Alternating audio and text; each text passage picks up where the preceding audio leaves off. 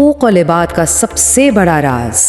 آج کے اس تفصیلی جائزے میں ہم ایک ایسے گہرے اور حیران کن روحانی راز سے پردہ اٹھانے جا رہے ہیں جو معافی اور بخشش کے بارے میں ہمارے تمام بنے بنائے مفروضوں کو پوری طرح چیلنج کر دے گا۔ ہم میں سے اکثر کا یہی خیال ہوتا ہے کہ بھئی کوئی بھی غلطی ہو بس عبادات کریں اور وہ مٹ جائے گی، لیکن آج کا یہ تجزیہ آپ کو یہ سوچنے پر مجبور کر دے گا کہ حقیقت اس سے کتنی مختلف ہے۔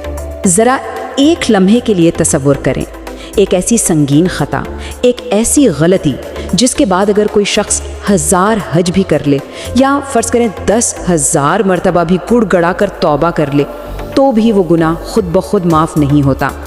بظاہر یہ بات ناممکن اور انتہائی حیران کن لگتی ہے نا، کہ آخر وہ کون سی خطا ہو سکتی ہے جو اتنی بڑی اور عظیم عبادات کے باوجود بھی نہ مٹ سکے۔ دراصل یہ روحانی راستے کی سب سے بڑی اور سب سے حتمی رکاوٹ ہے۔ دیکھیں، اس میں کوئی شک نہیں کہ خدا کی رحمت بے پایان ہے، لیکن ایک خاص حد ایسی ضرور آتی ہے جہاں محض آنسو بہانا یا راتوں کو جاگ کر دعائیں مانگنا ہی معافی کے لیے کافی نہیں ہوتا۔ یہ ایک ایسا مقام ہے جسے سمجھے بغیر سچ پوچھیں تو بخشش کا تصور مکمل ہو ہی نہیں سکتا۔ تو اس حیران کن راز کا اصل جواب کیا ہے؟ جواب ہے حقوق العباد، یعنی دوسرے انسانوں کے حقوق۔ اگر کسی بھی انسان کا حق مارا جائے یا اس کے ساتھ کسی بھی قسم کی زیادتی کی جائے تو یہ ایک ایسی سنگین خلاف ورزی ہے جسے خدا اس وقت تک معاف نہیں کرتا جب تک کہ، اور یہ بہت اہم ہے، جب تک کہ مظلوم خود اسے معاف نہ کر دے۔ اس تصور کی گہرائی واقعی رونگٹے کھڑے کر دینے والی ہے۔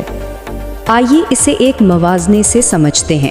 ایک طرف ہیں حقوق اللہ یعنی خدا کے حقوق جنہیں سچی اور خالص توبہ کے ذریعے یقیناً معاف کروایا جا سکتا ہے، لیکن حقوق العباد کا معاملہ وہ بالکل مختلف ہے۔ یہاں محض توبہ کر لینا کافی نہیں ہے، بلکہ براہ راست اس شخص کے پاس جانا اور اس سے معافی مانگنا لازمی ہے جس کا حق مارا گیا ہو۔ یہاں صرف آسمان کی طرف دیکھ کر معافی مانگ لینا بالکل کام نہیں آتا۔ اور ہاں، ان حقوق کو نظر انداز کرنے کے صرف روحانی ہی نہیں بلکہ دنیاوی نقصانات بھی بے حد سنگین ہیں۔ ظاہر ہے جب کسی کا حق مارا جاتا ہے تو دلوں میں کیا پیدا ہوتا ہے؟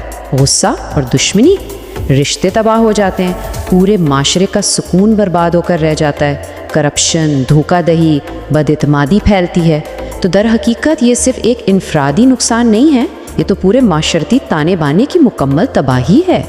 یہیں سے ایک بہت بڑا اور سوچنے والا سوال جنم لیتا ہے، کیا ہم نے کبھی واقعی اس بات پر غور کیا ہے کہ حقیقی مفلس یا اصلی دیوالیہ شخص حقیقت میں ہوتا کون ہے؟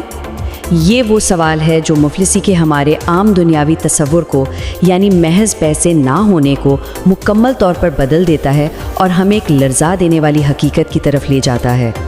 حقیقی مفلس وہ بالکل نہیں جس کے پاس مال و دولت نہ ہو، بلکہ حقیقی مفلس تو وہ ہے جو قیامت کے دن نماز، روزے اور نیکیوں کے بڑے بڑے پہاڑ لے کر آئے گا، لیکن اس نے دنیا میں کسی کو گالی دی ہوگی یا کسی کا حق مارا ہوگا۔ پھر کیا ہوگا؟ اس شخص کی وہ تمام جمع کی ہوئی نیکیاں ان مظلوموں میں بانٹ دی جائیں گی۔ یہ ہے وہ اصلی روحانی دیوالیہ پن جس کا ازالہ پھر کسی صورت ممکن نہیں۔ ذرا اس روحانی حساب کتاب کے عمل کو سمجھے۔ یہ بالکل ایسا ہے جیسے آپ کے بینک اکاؤنٹ سے ساری رقم کسی اور کو ٹرانسفر ہو رہی ہو۔ ظالم کے کھاتے سے نیکیاں نکل کر سیدھی مظلوم کے کھاتے میں جا رہی ہوں گی۔ اور سب سے خوفناک لمحہ پتہ ہے کون سا ہوگا؟ وہ لمحہ جب ظالم کی نیکیاں ختم ہو جائیں گی، تب مظلوم کے گناہ اٹھا کر ظالم کے سر ڈال دیے جائیں گے۔ اعمال کی یہ ناقابل فرار منتقلی سچ میں انسان کو ہلا کر رکھ دیتی ہے۔ اب سوال یہ پیدا ہوتا ہے کہ آخر کن کے حقوق کی سب سے زیادہ حفاظت کرنی ہے؟ ہمارے والدین، یتیم بچے، پڑوسی، شریک حیات اور وہ مزدور جو محنت کرتے ہیں۔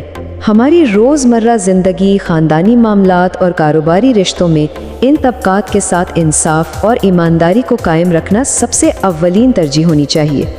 یہی وہ رشتے ہیں جن میں کسی قسم کی کوتاہی کی کوئی گنجائش نہیں ہے۔ ماخذ میں ایک بہت ہی خوبصورت بات کہی گئی ہے، لوگوں میں سب سے بہتر وہ ہے جو دوسروں کو نفع پہنچائے۔ دیکھیں، انسانی حقوق کا احترام صرف آخرت کی کامیابی کے لیے ہی نہیں ہے، بلکہ یہ دنیا میں عزت، ذہنی سکون اور رزق میں بے پناہ برکتوں کا باعث بھی بنتا ہے۔ جو انسان دوسروں کے حقوق خوش دلی سے ادا کرتا ہے، معاشرے میں اس کا کتنا باوقار اور قابل اعتماد مقام بن جاتا ہے، یہ ہم سب جانتے ہیں۔ دنیا میں کسی کا حق مار کر، کسی کو دھوکہ دے کر وقتی طور پر عیش و آرام اور کامیابی کا احساس تو حاصل کیا جا سکتا ہے، لیکن یہ محض ایک سراب ہے، ایک دھوکہ ہے۔ اس دنیا کا یہ عارضی مزہ بہت تھوڑے وقت کے لیے ہے، جبکہ آخرت کی حقیقت اور اس کا خسارہ بے حد خوفناک اور ہمیشہ رہنے والا ہے۔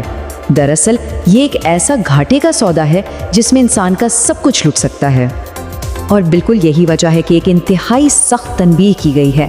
اگر کسی پر کوئی ظلم کیا گیا ہے، کسی کا دل دکھایا گیا ہے، تو معافی مانگنے کا وقت آج اور ابھی ہے، کیونکہ حساب کے اس حتمی دن میں دنیا کی کوئی دولت، کوئی بڑا عہدہ، کوئی دینار یا درہم ذرہ برابر بھی کام نہیں آئے گا۔